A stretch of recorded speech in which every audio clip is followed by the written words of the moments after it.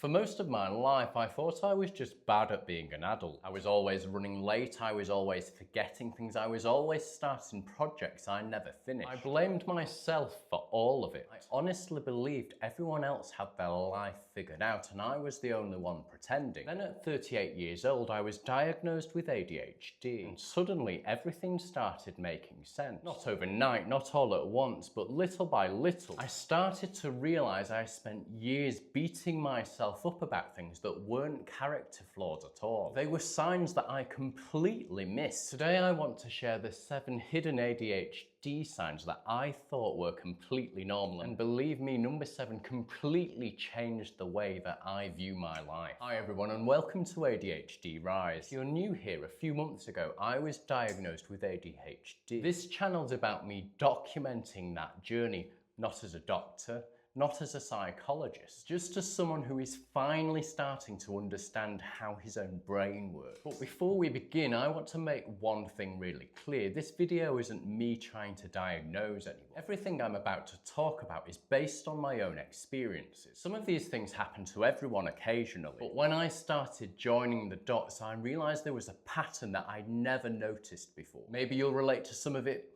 maybe you won't. Either way, I'm hoping my story helps. So let's get into the first hidden sign. Hidden sign number 1, I thought everyone was fighting time. I want you to imagine this. It's Saturday morning and I want to nip to the supermarket. In my head, it's a 20-minute job, easy. I'll go grab my keys. Then I realise I've left my wallet upstairs. So I go upstairs and then I notice there's a pile of washing. I might as well put that away, and then once I've put that away, my phone buzzes and then I think, well, I might as well reply to that message. Then I unlock my phone and I look at YouTube, I see another notification, I open YouTube, I watch a video and then another video, and then I realise what time it is. And then an hour has passed and I haven't even left the house. And this happens often. I genuinely think a task would take 5 minutes and somehow 45 minutes have passed. So I'd arrive late for work, late meeting friends, late for appointments. And every single time I tell myself exactly the same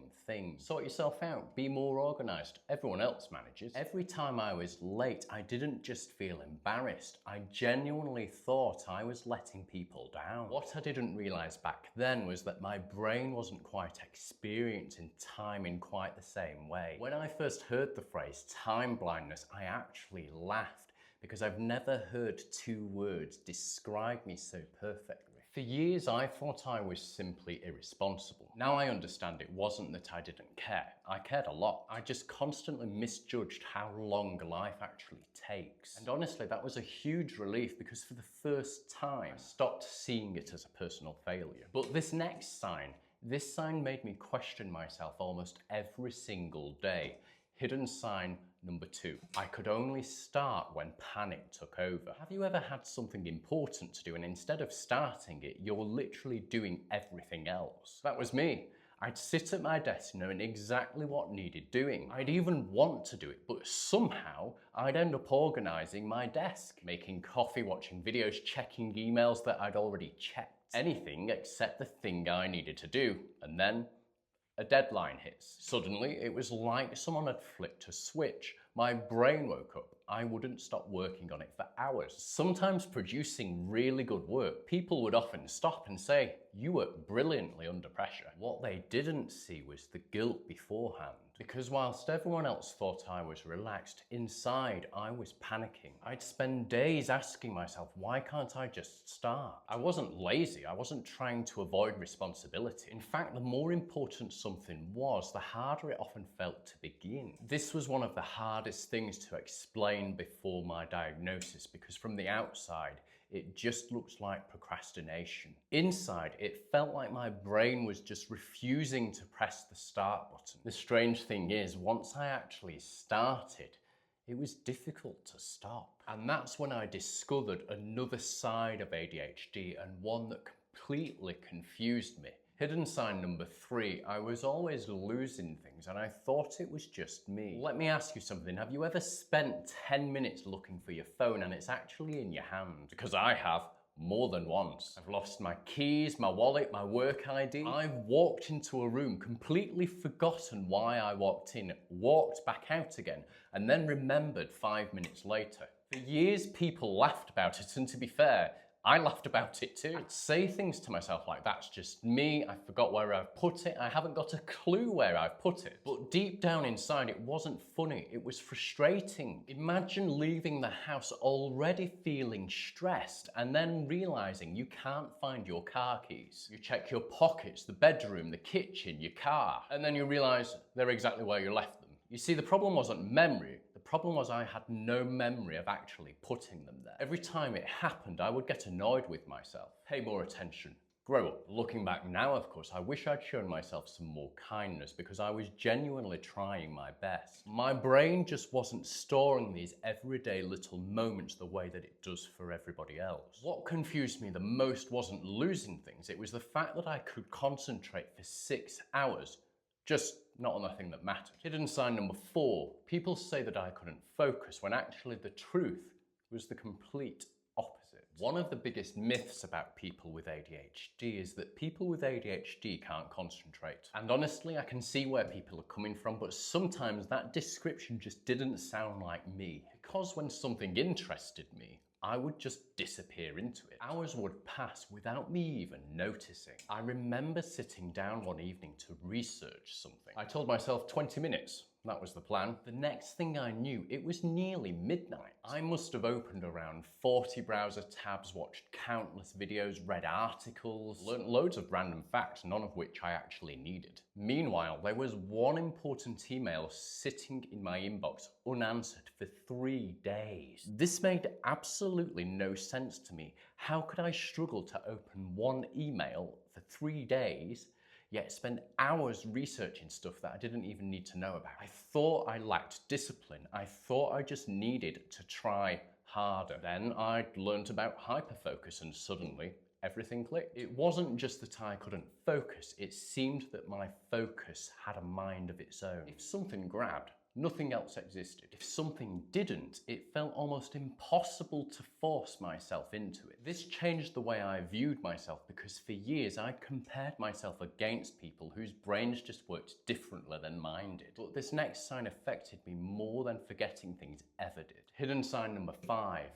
I felt everything more than I ever let people see. This one is probably the hardest one for me to talk about because from the outside, most people would probably say that I'm fairly calm. But inside, sometimes one small comment could stay with me for days. Has that ever happened to you? Someone says something probably without meaning any harm. Maybe something even as simple as, you seem a little bit quiet today. They've already forgotten about it, but 5 minutes later, your brain keeps replaying it again and again and again. You lie in bed thinking about it that night, drive into work the next morning, still thinking about it. A week passes and then all of a sudden it pops back into your head. And at that point I would tell myself, you're overreacting, just let it go. But I couldn't. And because I couldn't, I started to believe there was something wrong with me. And this wasn't just criticism either. Sometimes I'd get really excited about something and then almost lose interest overnight. Sometimes I would feel completely overwhelmed by something which appears so trivial to everybody else. So I spent years trying to hide those emotions, trying to look calm, trying to convince myself everyone feels like this. Maybe they do, maybe they don't. All I know is after my diagnosis, I can say that emotional regulation is something many people with ADHD talk about. And for the first time, I didn't feel quite so alone. The strange thing is, what happened to me next surprised me even more, because the final 2 signs are the ones that I never even imagined could be connected. Hidden sign number 6, motivation came and then completely disappeared. I honestly believed I was the most inconsistent person in the world. One day I'd wake up feeling unstoppable. Today's the day. I'd clean the house, write a to-do list, start planning new goals, watch productivity videos. I would finally say to myself, it's happening.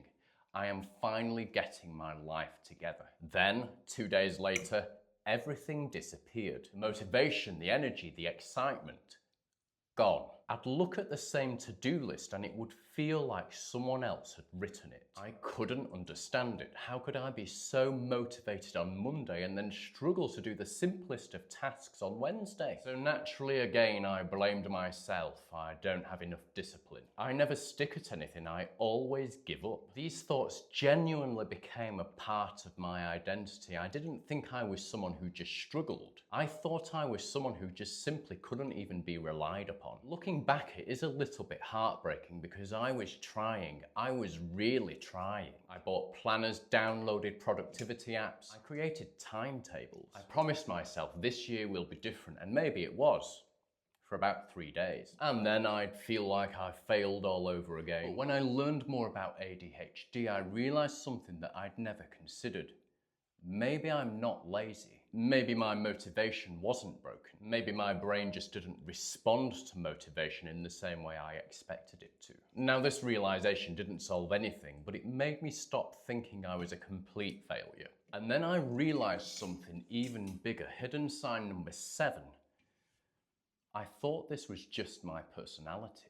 This one changed everything because none of the other signs mattered on their own. People lose keys, people procrastinate, people get distracted, people feel emotional. The thing that mattered was the pattern. I'd lived with these things for so long that I'd actually stopped noticing them. I want you to imagine wearing slightly blurry glasses your whole life, and eventually that vision would just look normal to you. And that was what ADHD was like for me. I'd never known anything different. I thought everybody's brain worked like mine. I thought that everybody had 50 thoughts at once competing for your attention. I thought everyone felt overwhelmed. I thought everyone struggled to switch their brain off. I thought everyone had to work twice as hard just to keep up. Then came my ADHD assessment, and I realized halfway through this assessment that I wasn't actually describing symptoms to someone. I was describing myself.